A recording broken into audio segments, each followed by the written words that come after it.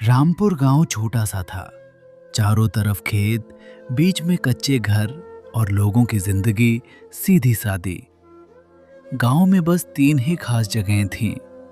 एक पुराना पीपल का पेड़, एक सूखा कुआं और एक लंबा सुनसान रास्ता जो गांव को शहर से जोड़ता था।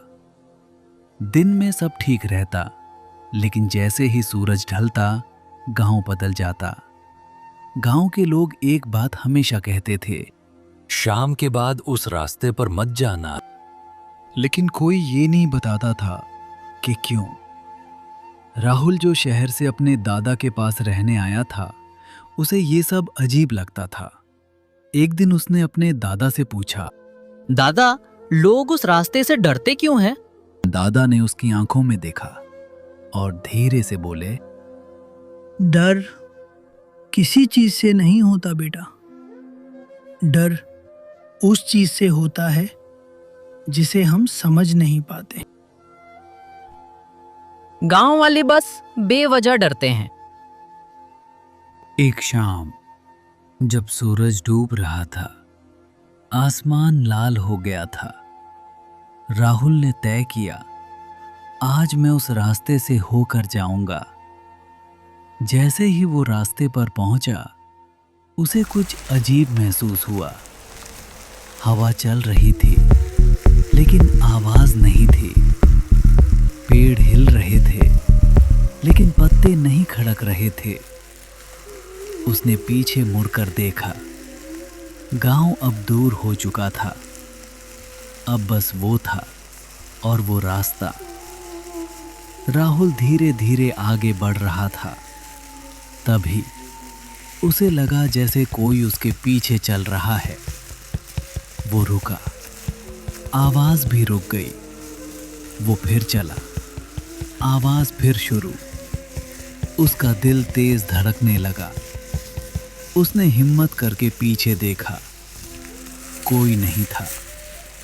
अचानक हवा तेज हो गई और उसे ऐसा लगा जैसे कोई बहुत पास से धीरे धीरे बोल रहा हो, मत जा। राहुल ने तुरंत पीछे मुड़कर देखा, फिर भी कोई नहीं। अब उसके शरीर में सिहरन दौड़ गई। रास्ते के बीच में वो पुराना सूखा कुआं आता था। जैसे ही राहुल वहां पहुंचा, उसे लगा जैसे कुएं के अंदर कोई खड़ा है और उसे देख रहा है। उसने नीचे झांकने की हिम्मत नहीं की, लेकिन उसे साफ महसूस हो रहा था कि कोई है। अब राहुल का डर बढ़ चुका था। उसने तेज कदमों से चलना शुरू किया। तभी फिर वही कदमों की आवाज, इस बार और पास। उसने दौड़ना शुरू कर दिया, लेकिन जितना वो दौड़ता, आवाज उतनी तेज हो जाती। किसी तरह वो गांव पहुंचा। सांस फूल रही थी, चेहरा पीला पड़ चुका था। दादा ने उसे देखा और बिना कुछ पूछे बोले, तू गया था उस रास्ते पर? राहुल चौंक गया। आपको कैसे पता? दादा मुस्कुराए नहीं, बस बोले, जो वहां जाता है वो लौटकर ऐसा ही आता है। अगले दिन दादा ने उसे पूरी बात बताई। सालों पहले उस रास्ते पर एक आदमी रोज आता जाता था। एक दिन वो गायब हो गया। न कोई लाश मिली, न कोई निशान।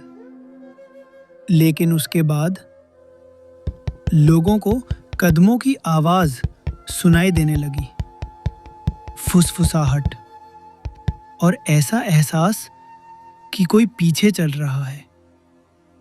राहुल ने पूछा, तो वहां भूत है? दादा ने सिर हिलाया, नहीं, डर लोगों के दिमाग में है। कुछ दिन बाद राहुल फिर उस रास्ते पर गया। इस बार दिन में सब कुछ सामान्य था। कोई आवाज नहीं, कोई डर नहीं। तब उसे समझ आया, डर उस जगह में नहीं था, डर उसके मन में था। लेकिन जैसे ही वो वापस मुड़ा, उसे एक पल के लिए फिर वही आवाज सुनाई दी, टक टक। उसने तुरंत पीछे देखा, फिर कोई नहीं था अंत। राहुल अब समझ चुका था, कभी कभी डर असली नहीं होता, लेकिन उसका असर बिल्कुल असली होता है। और रामपुर गांव में आज भी लोग कहते हैं, क्योंकि डर कभी खत्म नहीं होता, बस जगह बदल लेता है, कभी बाहर तो कभी हमारे अंदर। शाम के बाद उस रास्ते पर मत जाना। भैरवगढ़ गांव के पास एक पुराना रेलवे स्टेशन है जो पिछले 70 वर्षों से बंद पड़ा है। गांव के बुजुर्ग बताते हैं कि पिछले 70 सालों से हर अमावस्या की रात को ठीक रात की तरफ से शादी के नगारों की आवाज आती है और फिर एक कुंवारी कन्या हमेशा के लिए गायब हो जाती है। अरे रामलाल काका, आज वह काली अमावस्या की रात फिर से आ गई। वह भूतिया बारात आज फिर से हमारे गांव में आएगी। हाँ बेटा, यह अशुभ रात आज फिर से लौट आई है। अब पता नहीं किसकी बेटी या किसकी बहन इस गांव से आज हमेशा के लिए विदा हो जाएगी। आज वही काली अमावस्या की रात फिर से लौट आई थी। गांव भर में एक अजीब सी सनसनी फैली हुई थी। लोग डरे सहमे आपस में बातें कर रहे थे। पूरे गांव में आज एक अलग ही सन्नाटा पसरा हुआ था। चारों ओर भय का वातावरण था जो हर अमावस्या को आमतौर पर गांव में रहता है। लेकिन इस बार गांव के मंदिरों में विशेष पूजा का आयोजन किया गया था। गांव वाले मंदिरों में जाकर भगवान से प्रार्थना कर रहे थे कि इस बार उनके घर की बेटी बच जाए। देखते ही देखते शाम ढल गई थी। गांव में चारों ओर अंधेरा छाने लगा था। लगभग शाम के 7 बजे बज रहे थे। तभी हम देखते हैं कि गांव की एक चाय की दुकान पर कुछ लोग बातें कर रहे हैं। रामलाल काका, आज फिर से ठीक रात 9 बजे वो भूतिया बारात हमारे गांव में आने वाली है। मगर मुझे ये समझ नहीं आता कि कब तक ये बारात हमारे गांव से ऐसे ही कुंवारी लड़कियों को ले जाती रहेगी। क्या कोई भी इसे रोक नहीं सकता? श्याम बड़े ही गुस्से के साथ यह बात रामलाल काका से कहता है। बेटा, गांव वालों ने बहुत कोशिशें की थी उस भूतिया बारात को रोकने की, लेकिन क्या हुआ था जब उस भूतिया बारात को रोकने के लिए गांव वाले गए थे? कृपया बताइए। रामलाल काका ने गहरी सांस ली और बोले, उस रात जब गांव के 12 से 15 आदमी उस भूतिया बारात को रोकने गए थे, उनमें मेरे पिताजी भी थे। लेकिन उस रात के बाद मैंने अपने पिता और उन सभी गांव वालों को आज तक कभी नहीं देखा।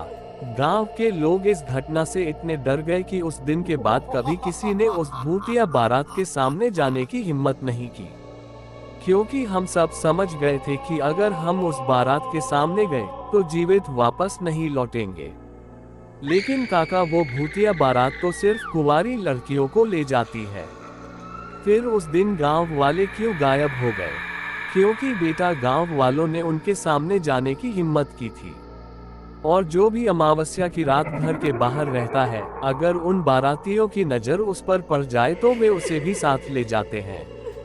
इसलिए वे उन गांव वालों को भी ले गए। लेकिन काका, क्या आपने कभी इस भूतिया बारात को देखा है? नहीं बेटा, मैंने आज तक उस भूतिया बारात को नहीं देखा। कभी हिम्मत ही नहीं हुई देखने की। रामलाल काका अपनी बात खत्म ही कर रहे थे कि वहां बैठे एक अन्य बुजुर्ग बोले, तुम सब की बातें हो गई तो अब हम सबको तुरंत अपने अपने घर जाना चाहिए। रात हो गई है, 8 बजे बज गए हैं। बुजुर्ग की बात सुनकर सभी लोग अपने अपने घरों की ओर जाने लगे। लेकिन रामलाल काका की बातों के बाद श्याम और अर्जुन की जिज्ञासा काफी बढ़ गई थी।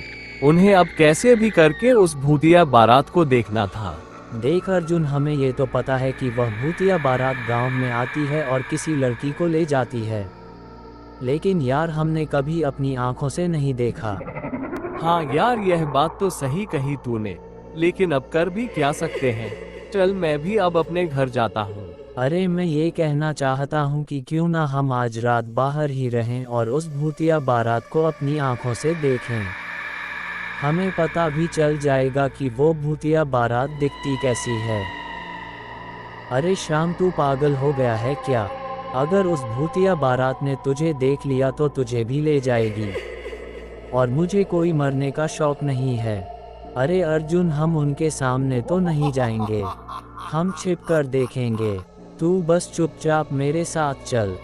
अर्जुन भी श्याम की बातों में आ जाता है। दोनों निकल पड़ते हैं उस भूतिया बारात को देखने। वे दोनों एक पेड़ के पीछे जाकर छिप जाते हैं और उस भूतिया बारात के आने का इंतजार करने लगते हैं। उधर मोहन की बहन काव्या कई सालों बाद गांव आई थी। शहर में रहने के कारण वह इन बातों में विश्वास नहीं करती थी। क्या भैया, आप सभी गांव वाले अब भी उस भूतिया बारात के किस्सों को मानते हो? अब मैं बड़ी हो गई हूँ भैया, मैं इन भूतिया बातों पर यकीन नहीं करती। मोहन बोला, यह कोई अंधविश्वास नहीं है काव्या। अब भी वो भूतिया बारात हमारे गांव में आती है। मैंने तुझे कितनी बार कहा था कि अमावस्या की रात गांव मत आना, लेकिन तू फिर भी आ गई। रात के 9 बजने वाले थे। गांव के सभी लोग अपनी बेटियों को लेकर अपने घरों के दरवाजे बंद करके बैठे थे। तभी अचानक पूरे गांव में अजीब सी शांति फैल गई। कुत्तों ने भौंकना बंद कर दिया। चारों ओर काला धुआं फैल गया। हवा भी थम सी गई। और तभी बंद पड़े रेलवे स्टेशन की ओर से शादी के नगाड़ों की आवाज आने लगी। वो भूतिया बारात आ गई थी। थोड़ी ही देर में सफेद धुएं के साथ एक भयानक भूतिया बारात स्टेशन से निकलकर गांव की ओर बढ़ने लगी। उस बारात में किसी का शरीर जला हुआ था, किसी का चेहरा विकृत था, सबकी आंखें खून से भरी हुई थी। कोई नाच रहा था, कोई नगाड़े बजा रहा था। धीरे धीरे वह बारात गांव में आ गई और जाकर रुकी मोहन के घर के सामने। भूतिया दूल्हे ने दरवाजा तोड़कर अंदर घुसते हुए कहा, तुम्हारी बहन आज मेरे साथ जाएगी। मोहन बोला, नहीं, मैं अपनी बहन को तुम्हारे साथ नहीं जाने दूंगा। भूतिया दूल्हा गुस्से में बोला, अगर मुझे रोका तो अपनी जान से हाथ धो बैठोगे। लेकिन मोहन और उसकी पत्नी सीमा उसके सामने खड़े रहे। तभी उस भूतिया दूल्हे ने दोनों को मार डाला। ये देखकर काव्या जोर जोर से रोने लगी, लेकिन भूतिया दूल्हा उसे उठाकर रेलवे स्टेशन की ओर ले गया। सभी भूतिया बाराती नाचते गाते स्टेशन की ओर बढ़ने लगे। श्याम और अर्जुन पेड़ के पीछे से ये सब देख रहे थे। थोड़ी ही देर में वह बारात रेलवे स्टेशन पहुंच गई। अगली सुबह पूरे गांव में मातम छा गया।